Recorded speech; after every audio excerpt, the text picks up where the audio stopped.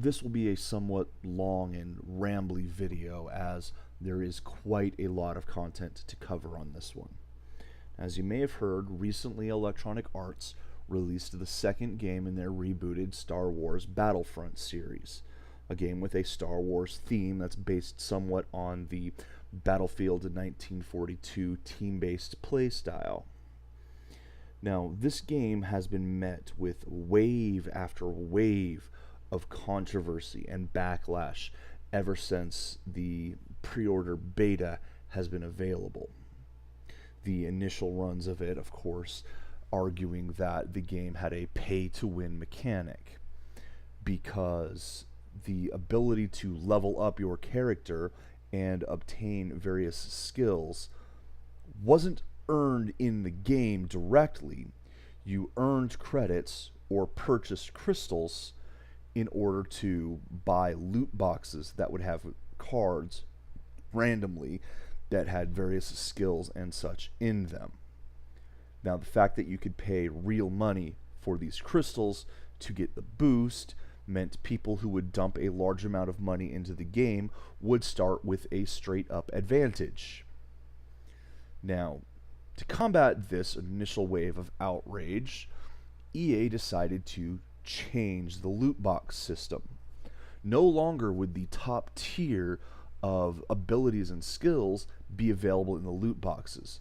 Those are things that you would need to craft yourself after playing a certain amount of time and leveling up a certain character enough to do so. That still leaves all of the other tiers. This is still a pay-to-win system, and yet people were treating it as if they had won. EA had backed off. Well, they really hadn't. It was still a terrible thing.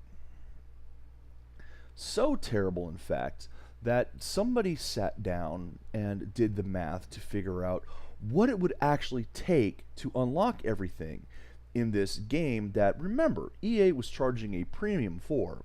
The game is a minimum of $60, with, of course, extra more expensive versions and season passes and DLC available, so that if you did buy the $60 version off the bat, you would still only be getting part of the completed game.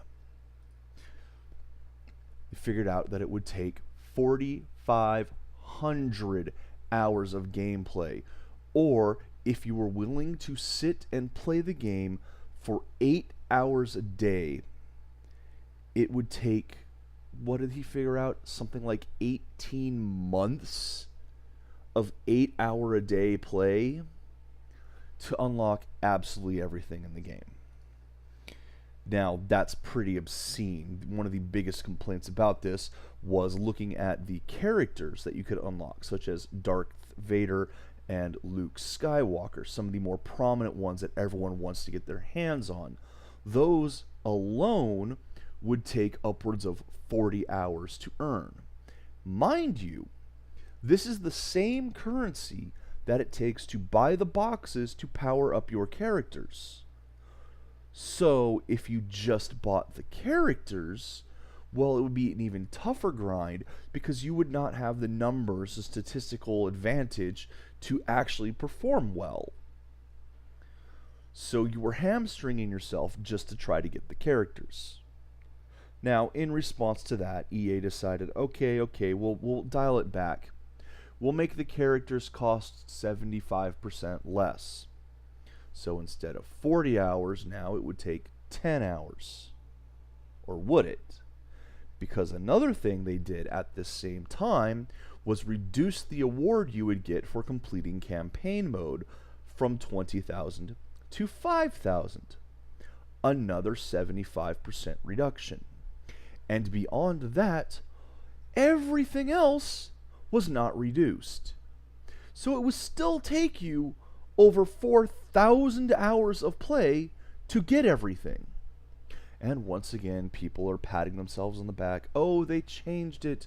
They walked it back. We did a good thing. They listened to us. But it still takes 4,000 hours in a game that's still pay to win. Well, there's also another component to the game. There was an arcade mode if you wanted to play against bots. And that was revealed rather quickly to have a cooldown on the prizes. In fact, if you wanted a little bit, you would then have to wait 3 hours before you could get any money from it again. More credits available in 3 hours. More credits available in 3 hours. We're sorry, you were enjoying arcade mode too much, so we have to stop giving you prizes. Now, one of the things this does is it forces the players to go into multiplayer, to go into the game setting where people who have already spent money or have been playing for longer are going to have better gear, better stats on their skills, better characters available. They're going to have an advantage there and make the game challenging, more so than arcade mode, and thus push you to be more frustrated and more likely to spend money on those loot boxes. Now, this is not the only backlash they've been getting. In fact, when this was brought up on Reddit, they made a comment about how the length of time was to encourage players with feeling a sense of accomplishment. Well, this has become the single most downvoted post in Reddit history, with nearly 680,000 downvotes as of the time of recording this video.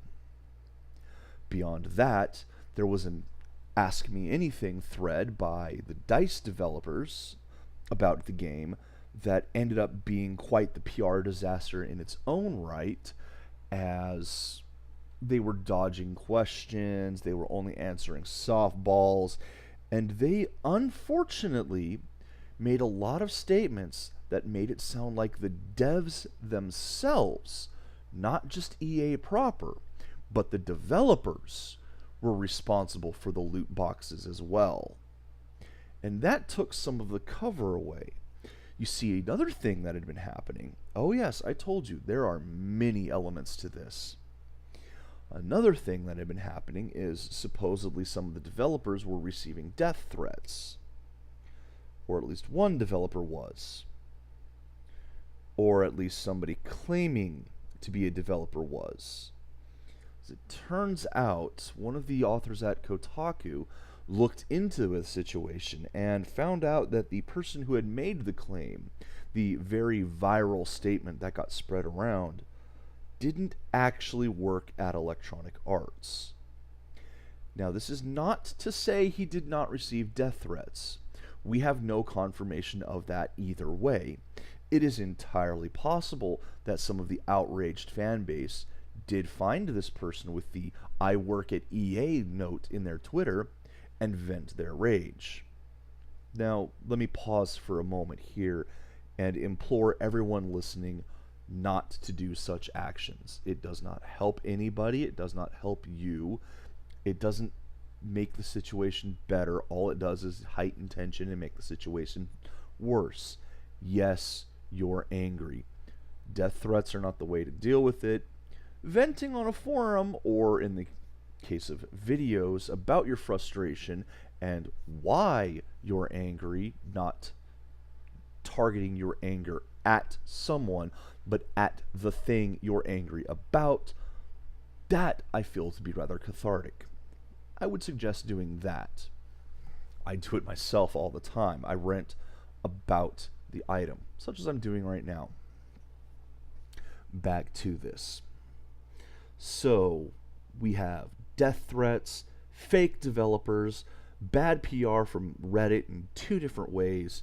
We have walkbacks that don't actually walk anything back. We still have the pay-to-win loot box mechanic and thousands of hours grinding to unlock everything in a game that is not complete, because even if you do go through the campaign mode, it doesn't finish until the DLC comes out. So anyone who says that you're getting the complete game for $60 or that the game only costs $60, I'm sorry, that is not the case for this one. So after all of this EA has finally decided that they are going to back down. As we approach the worldwide launch, it is clear that many of you feel there are still changes in the design, or challenges in the design, pardon me. We've heard the concerns about potentially giving players unfair advantages, and we've heard that this is overshadowing an otherwise great game. This was never our intention. Sorry we didn't get this right. We hear you loud and clear, so we're turning off all in-game purchases. We will now spend more time listening, adjusting, balancing, and tuning. This means that the option to purchase crystals in the game is now offline, and all progression will be earned through gameplay. The ability to purchase crystals in-game will become available at a later date, only after we've made changes to the game.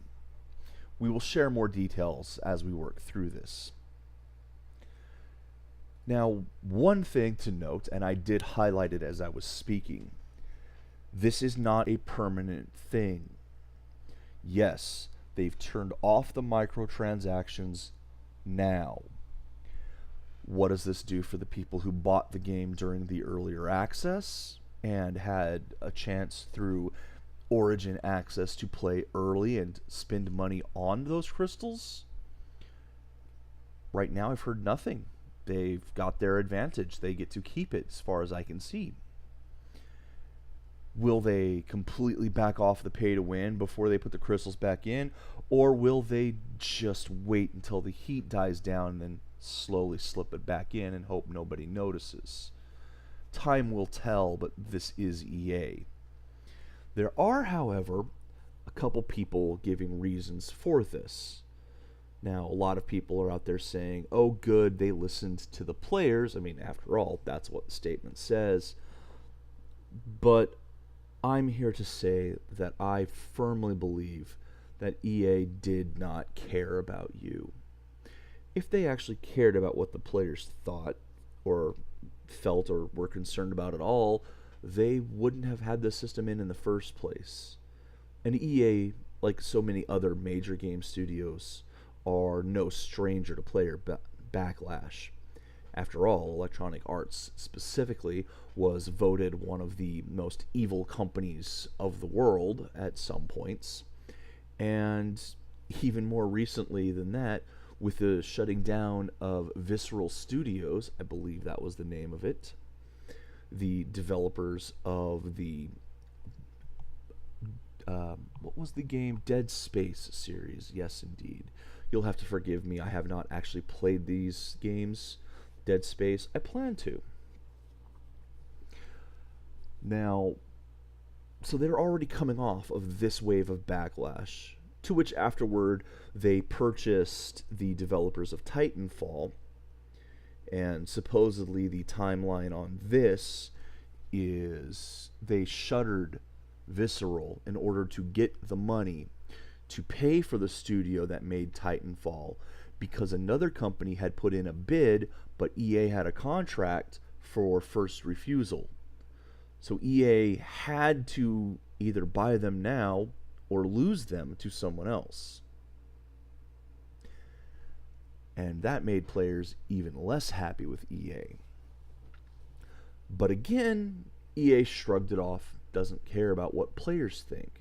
So all of this backlash, all of this publicity, all of these Reddit threads and articles that have even started showing up in mainstream publications, CNN, Forbes, Wall Street Journals, all of that means nothing to them.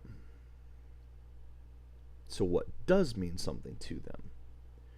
Well, rumor has gone around, starting with VentureBeat, that Disney got a hold of EA. Now, this seems plausible. Disney does have a history of being concerned with the quality of the video games. They've actually had companies basically shuttered before for producing bad quality spin-offs of their games back in the NES and Genesis and Super Nintendo era. However, they've also let plenty of bad games through, such as in the THQ era. Now, I'm not saying this is not plausible. There's evidence to it, especially when you consider this is Star Wars, one of their big flagships right now, and Battlefront II had a lot of support thrown behind it to the point where the campaign in it was supposed to be canon.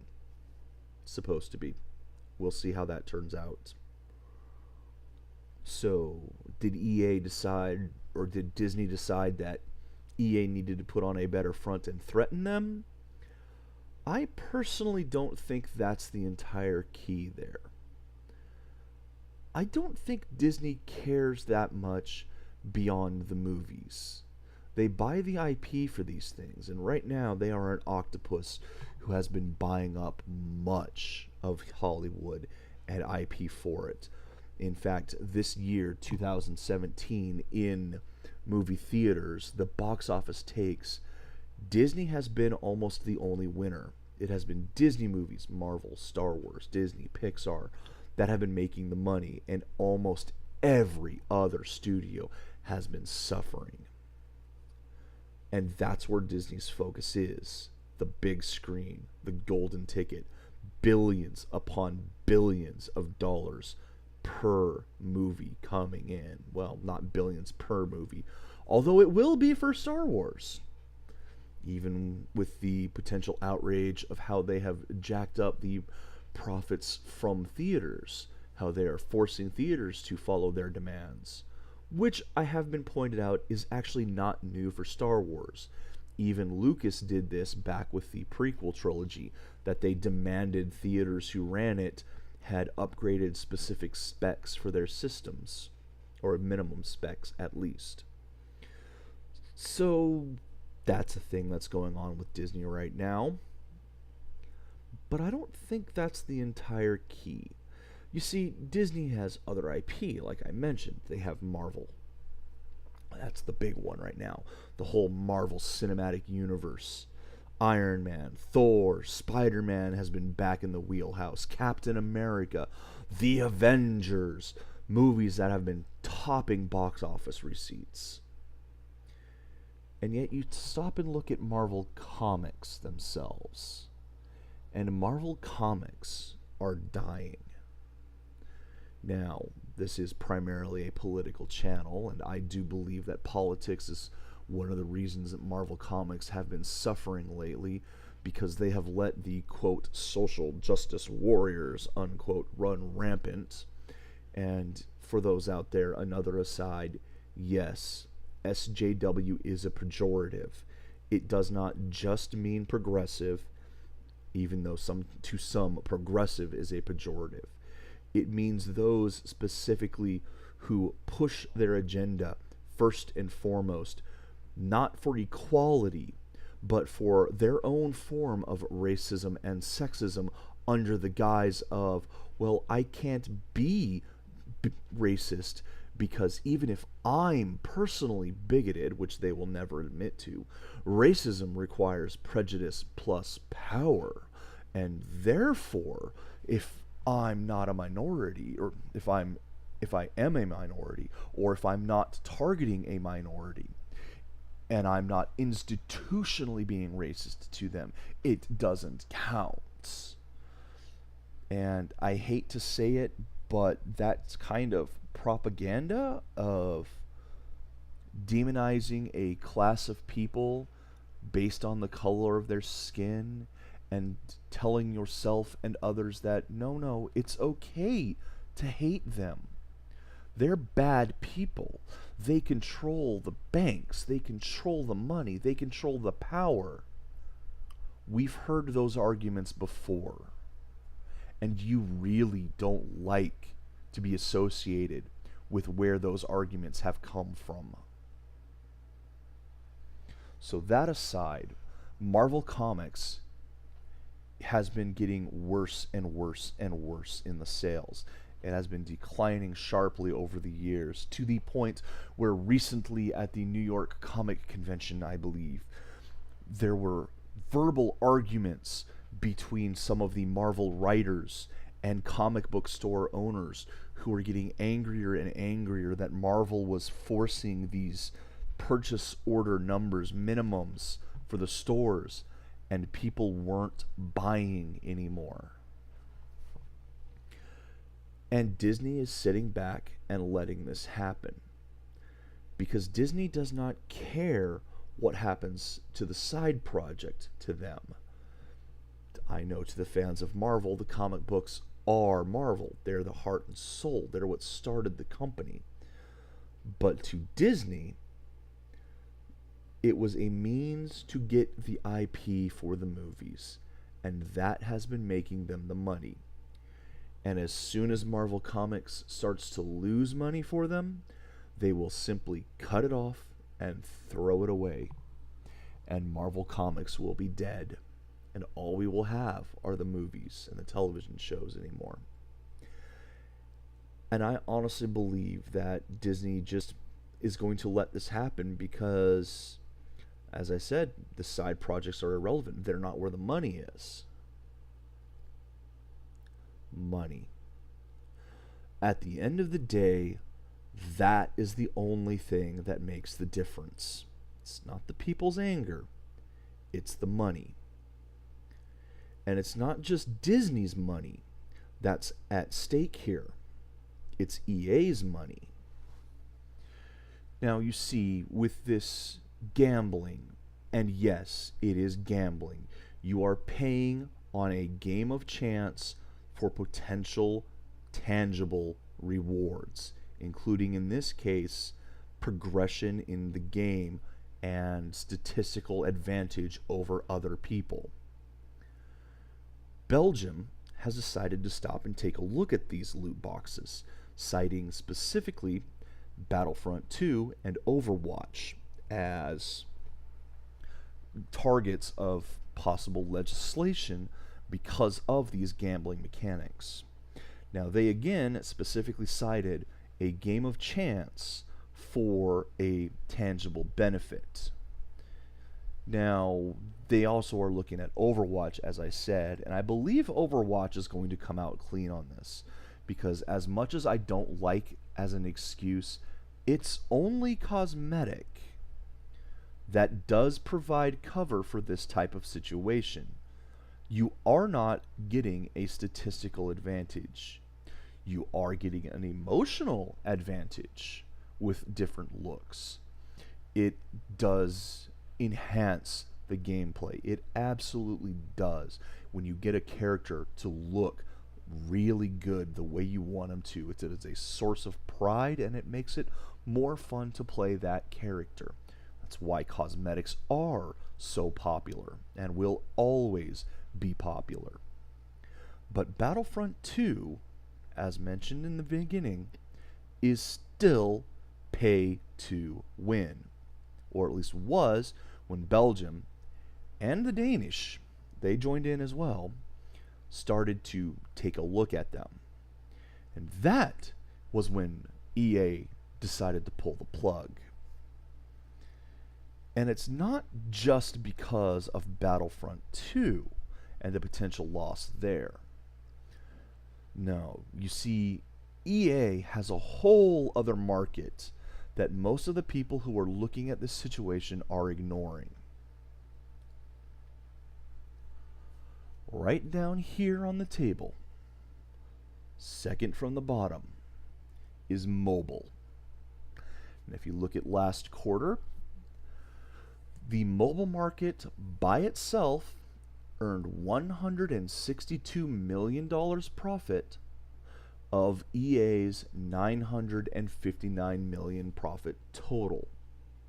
Now, obviously, the consoles have been the big breadwinner, but that mobile market is not insignificant. That makes up almost a fifth of their revenue.